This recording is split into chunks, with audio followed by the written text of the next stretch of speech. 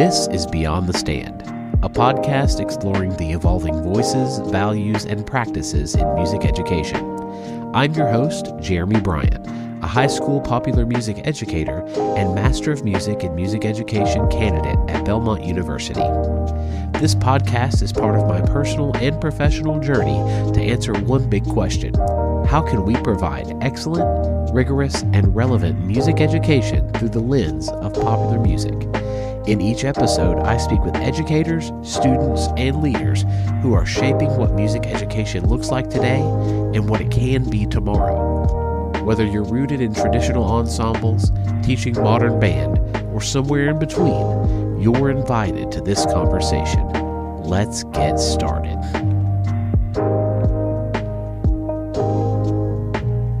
Hello and welcome back to Beyond the Stand. I'm Jeremy Bryant, and this is part 2 of my conversation with Alexis Yatuzis-Derryberry and Joel Denton. If you missed part 1, go give it a listen. We explored the values of traditional music programs and the ideas behind modern band. Today, we're going to dig into the real questions many educators have. What are the challenges, and what might the future look like? So, Joel, I'd love to hear from you here. What concerns have you heard from other educators when it comes to integrating modern band? Are any of those concerns ones you've shared? Yeah, I mean, I do share the concern that we're rote teaching and we're not being music educators. We're not teaching them music. Again, like we said in the first podcast, those are life skills that we want students to have. And so I am concerned about that. There are some concerns, too, that it would erode the traditional ensembles. Mm-hmm. But I think it, done correctly, can be a benefit to traditional ensembles, because we shouldn't live in a world, and I learned this from my dear friend Nola Jones, we shouldn't learn in a world where it's either or. It can be in addition to. Mm-hmm. And I look at some of the educators who are doing modern band across our state in Tennessee that I respect, Alexis being one, who see it as something that grows out of traditional music ensembles, or is meeting the need for students who didn't get the opportunity or didn't feel comfortable in that traditional ensemble. You know, I mentioned Dr. Noel Jones. We just had this conversation that sadly, band, choir's a little different, but band, in our state, you start 5th, 6th, 7th grade. You start one of those grades. And if you miss that or you didn't enjoy it and you drop out, mm-hmm. and then later you find out, oh, I really enjoy music, there's not a checkpoint back in for you. Right. And so we are seeing some people have 7th or even 8th grade beginning bands, or even a few high schools who are now offering a 9th grade beginning class, because students are more mature, mm-hmm.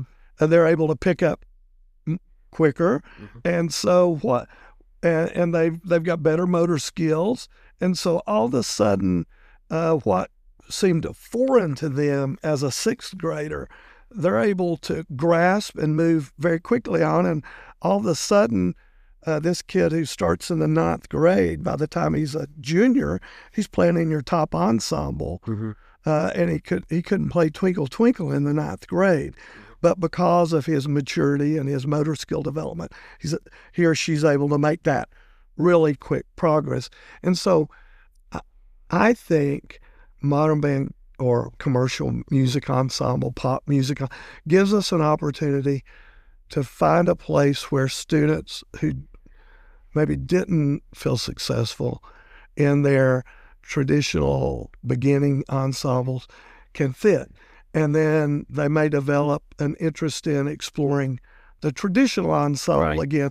So it can't just flow from traditional ensemble to the modern ensemble, but it can also flow from the modern ensemble to the traditional ensemble if the directors are willing to create those pathways. Right. And I've heard people wonder whether focusing on popular music might sacrifice depth or discipline, and I think that's what we're talking about. What would you say to someone who's worried about that? Um, I feel like, and again, I've taught choir, I've not taught band, but I feel like the information that I get into my guitar class and in my kind of popular music groups that I have after school, gosh, the musical discussions they're having. And now this is because I choose to teach it in a way where I am saying, okay, now this is we could move to the 4 chord, or we could move to this other chord. What are your thoughts? So I'm giving them those choices. I almost feel like their ears are better than my ear was as a high school ensemble student, and dare I say, some of college. I have students that can go, they can just hear the changes. And I feel with that, I do focus on oral training with them where they can listen to and hear those changes. It is easier to hear than our Roman numeral analysis we did on Bach. But I don't know that I could have done that as a high school kid. I don't think I could have listened to a popular piece and know, oh, that's the 4 chord. Oh, wait a minute, this is minor. I feel like a lot of my students and other students really understand and have a better ear, where we, as someone who started on piano, I had to, she'd hit my hand if I didn't play what was, the black and white. And so I think it really helps those students almost have a better ear, almost where they're not just a facilitator of the black and white, but they're actually creating the music. And that's huge. Well, T.S. Eliot, the great poet writer, says, we are the music while the music's playing. We become our art. That's something that people miss about music. The stuff we say to the students, get your music out, and they pull out this sheet of notation. It's just sketch marks. Yeah. Right. There's no art there. We create the art. We become the music. And so, I think about children. I'll think about my own children. They want to try certain things when they were 8, 9, or 10. I would say, try this muscle. No, I don't want to try that muscle. Try this. Try this piece of fish. I don't want to try that piece of fish. But at 16 or 17, they love them. Okay, and what happens is, if we only give students stuff they don't really enjoy, they never fall in love with the art, the music making. So, there's a reason why we create marching band shows the way we do. They're not just entertaining for the audience. They're entertaining for the performer, too. So the performer becomes a part of that show, and they love it. And so then they fall in love with the process of making music, because process produces product. And so if we want them to experience the other genres of music, we kind of have to meet them where they are and take them where we want them to be. And how much so? I got my teaching certification. I got a BA in music from UT, and then I got a teaching certification almost a decade later at Trevecca. So all of my teaching certification was just from a strict education department, and how much they talk about meeting students where they are. And that's exactly what we're talking about. And I had a student was probably as punk rock as you could get. He changed schools last year, but he was my most creative student. He was always writing, but it was just the other students in the school, like, we would perform his songs, but other students didn't understand it because it was just as back alley punk rock, what punk rock is supposed to be. But then a little later he said, Mr. Bryant, I started listening to Miles Davis. And this was his junior year. And he's like, I'm listening to Miles Davis, and this stuff is awesome. And I'm like, now he wouldn't go try to play that, but he's learned to love music and understand what creativity is so much. When I was in high school, Maynard Ferguson came to my high school twice. Wow. I mean, it changed my world. I'm a trumpet player, so it changed my world. And he was playing jazz, but he was also playing songs. Right. Persichetti, the great composer, says there's two kinds of music. There's a song and there's a dance. And he played both of those. They weren't in traditional musical styles. And then I think about our beginning ensemble books, and it doesn't matter if you're doing percussion or you're doing wind instruments. They don't have Mahler. They don't have you playing the Mahler melodies. They have you playing melodies you can relate to. Child, little songs, Twinkle, Twinkle, Little Star, or maybe you get a little more advanced. You get America the Beautiful, but they're things that you can relate to. So we do have to meet students where they are. We do have to introduce them to some processes of music, using music that they can relate to where they are, not where we are. I mean, my friends are going to hate me when I say this, but the truth is, I listened to Mahler. I thought Mahler was great when I was in high school and college. Well, the music I wanted to listen to. Right. Now I'll chase an orchestra all over the world if I think they're playing the right music and they got the right conductor and I want to hear them play. Right. Then I'll go do it. But that's a maturation process. And for us to think that kids are just going to love this music because I like it is wrong. Yeah. We have to meet them where they are, take them where we want to be. Yeah. And that's what I'm finding out too is I'll make a set list for my students and we will go play it for lunch. We have these small impromptu lunch concerts. And if I've made the set list, people are like, okay, that's good. And I'm thinking these are standards. Yeah. These are what people like. And then I'll let the kids pick the set list. And, it's something, and then, believe it or not, 90s music is coming back. It's huge. That's all we play in my classroom. Yeah, and so they played Creed, and they played Linger, and the whole lunchroom was singing. Yeah. But, it's developing that music culture all comes from meeting them where they are. And then now they love playing music. And if I ask them to play something really difficult and probably a little obscure for what they're listening to kind of open up techniques, they're open. They'll give it a shot. Yeah. So, is it possible that traditional ensembles and modern band could actually support each other? And how might that work together in a school or a district setting? I think it's absolutely possible. Yes. I won't use a name, but one of the people who I think is probably one of the foremost people in our state in the modern band commercial music ensemble, his students have to participate in the traditional ensemble before they can participate in the. So I think, again, I don't think it has to be either or. I think it can be in addition to. It can work hand in hand. I think where we make the mistake is when we make it either or. Right. When that would be like telling a trumpet player or a saxophone player or a trombone player, you don't need to know how to play jazz. Right. You don't need to know how to play Latin music on your instrument. Alexis talked about taking piano lessons. I had this conversation just last week. My greatest regret as a musician is I didn't take advantage of my piano lessons. I can play a little. I had the opportunity to be able to play a lot. And again, playing the piano is a life skill. And now I sit down and I want to do, I sit down and I want to do all these wonderful things, and I'm limited. It's like I remember going to my this is a little off task, but going to my piano proficiency. I was telling my wife about this. So I go into my piano proficiency. Now, I've taken piano lessons for 5 or 6 years. At one point, my teacher is wonderful. I still see her. She's wonderful. She plays in one of the funeral homes. She plays at her church. She's incredible. But I didn't take advantage of that. But she did teach me some things. And so I went in to take and I'd taken any piano lessons in college. And I go in and the lady says, can you play me some scales? And I said, which one do you want to hear?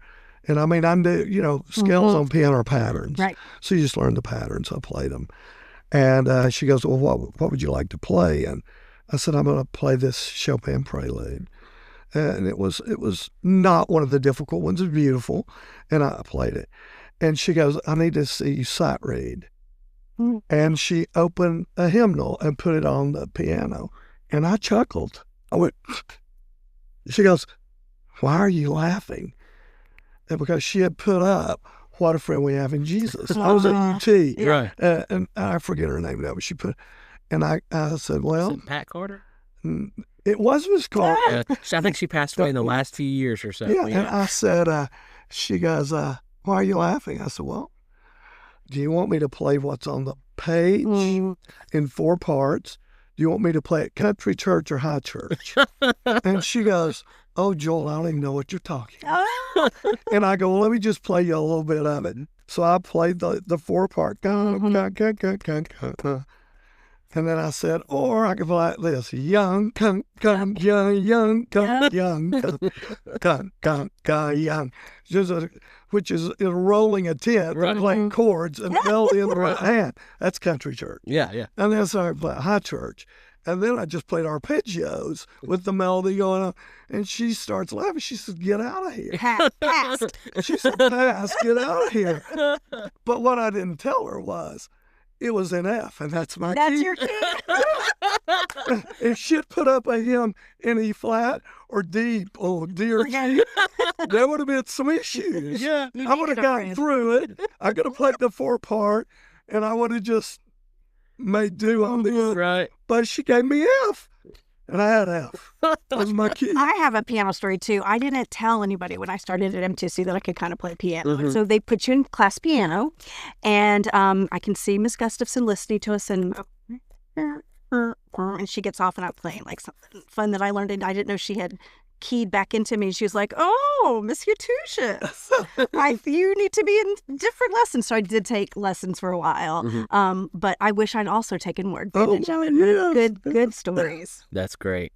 Well, let's shift gears and think more about practicalities and the future, because kind of how I'm structuring, this whole series is why we should do it or not, or, and then how do we go about it? So let's talk about what it actually takes. What kind of support or training do teachers need to feel confident teaching in both worlds?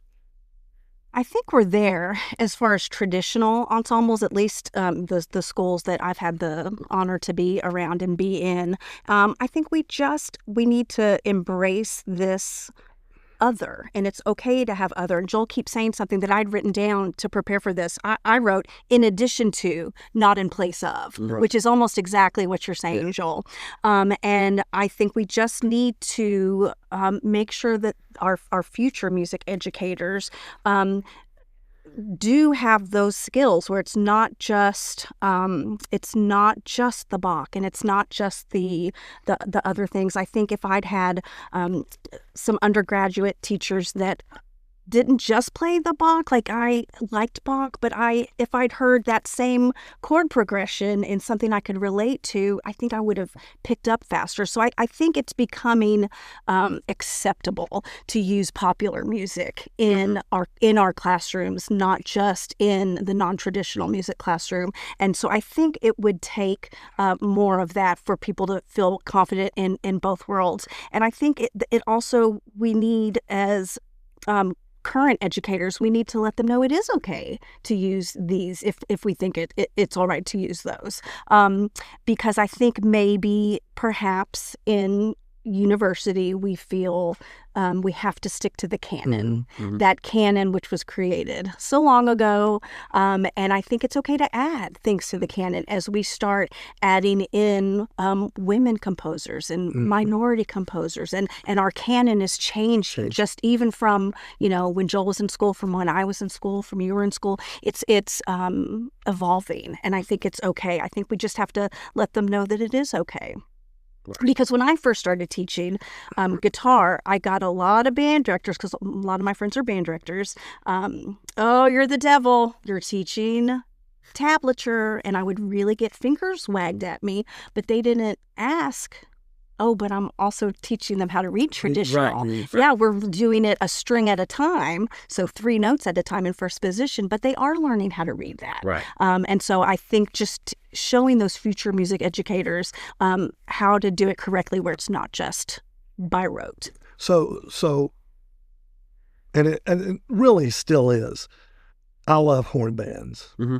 I loved Chicago, Blood, Sweat, and Tears. Earth, Wind, and Fire, Tower of Power. I mean, I loved horn bands. I loved to go back and listen to that music when it was in its heyday. It was great.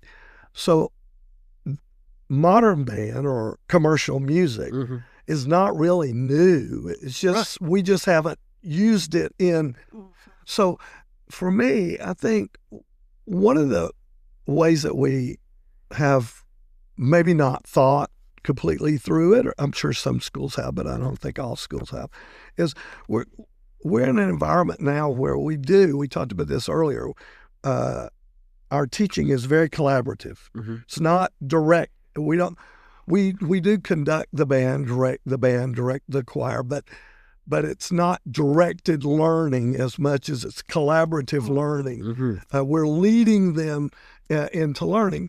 So there's, you have band, you have jazz band, you have other ensemble, percussion ensemble, you have choir, you have show choir, you have your chamber groups, chamber choir, chamber wind groups, quartets, all that.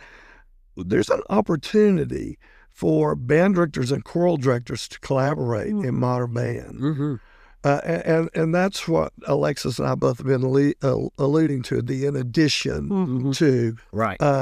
And that allows that student who's in band, who's not in choir, but who likes to sing, to be able to sing. That allows that student who's in choir, who plays guitar or bass, but doesn't get to do that in choir because they're probably performing to tracks in a lot of situations, if they're doing show choir. Right.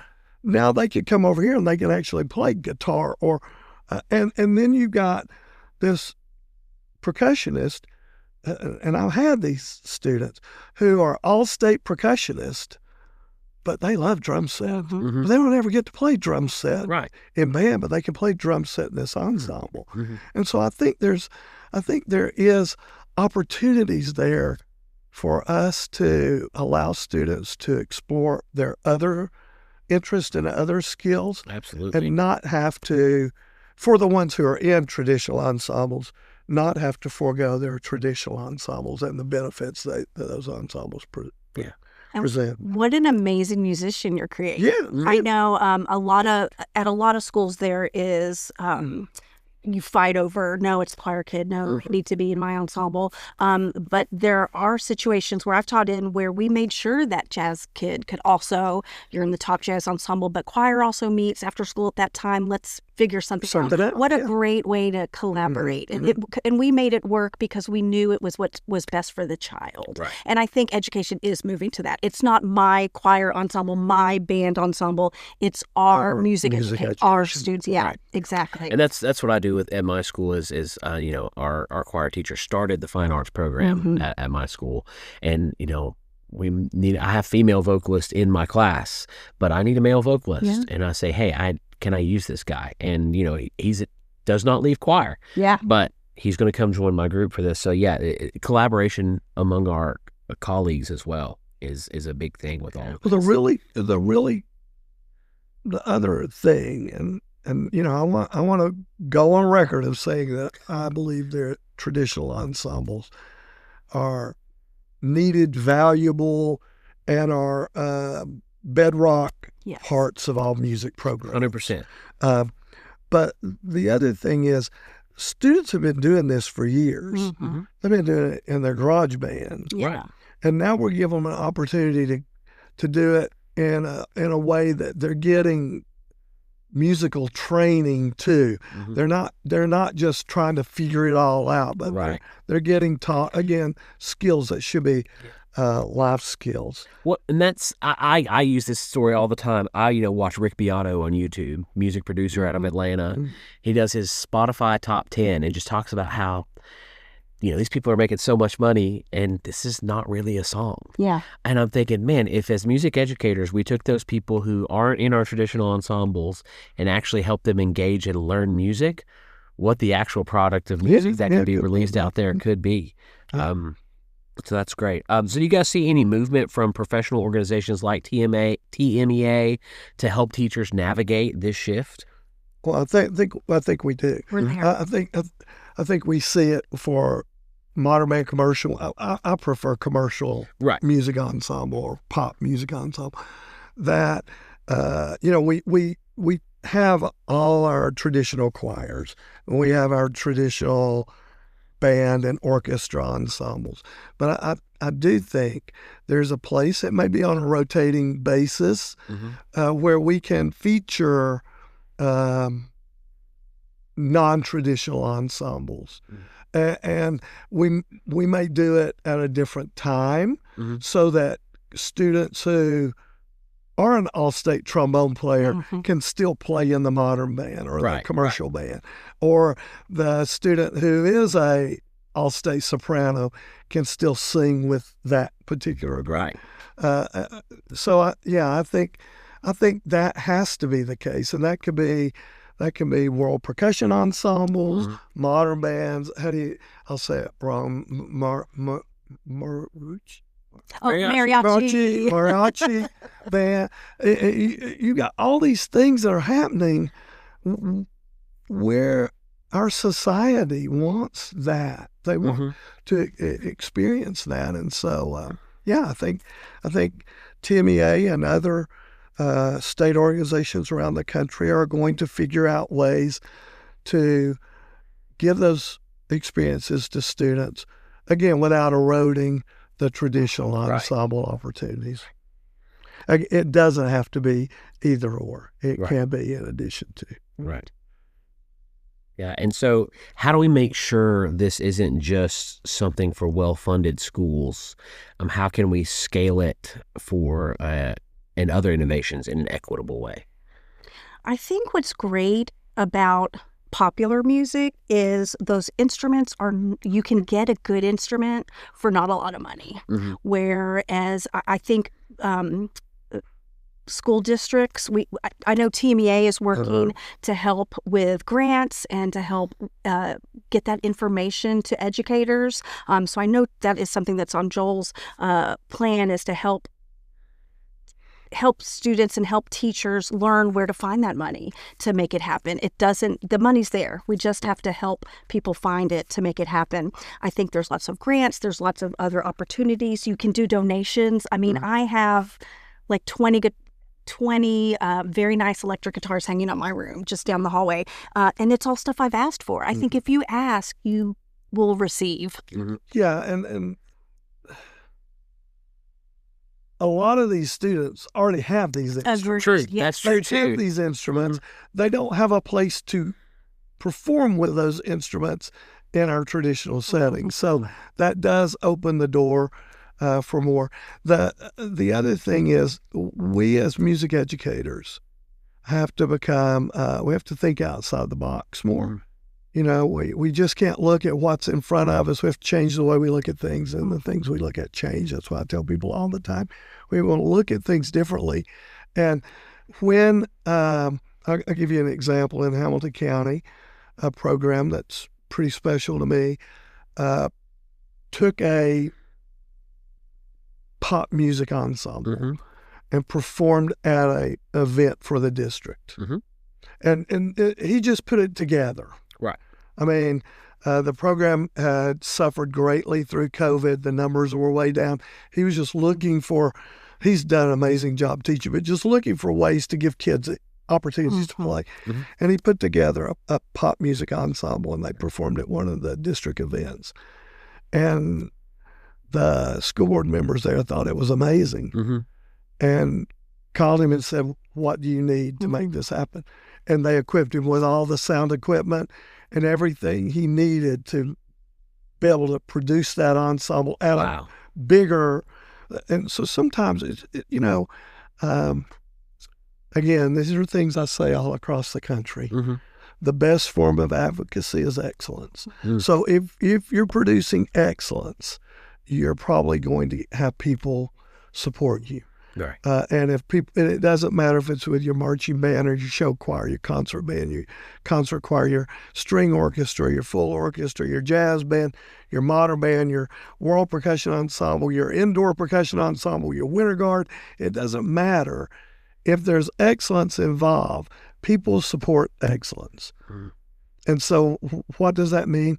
That means that we have to do our job better as music educators. We have to come to school every day to meet students where they are and take them where we want them to be. Absolutely. That's great. I'll tell you, I'm ready to, school year just ended. I know, I'm ready to come back and get after it. So this is the final kind of big question on the practicalities and our future. In 10 years, if everything went right, what would your ideal music program look like, and what would the students be doing, feeling, and learning?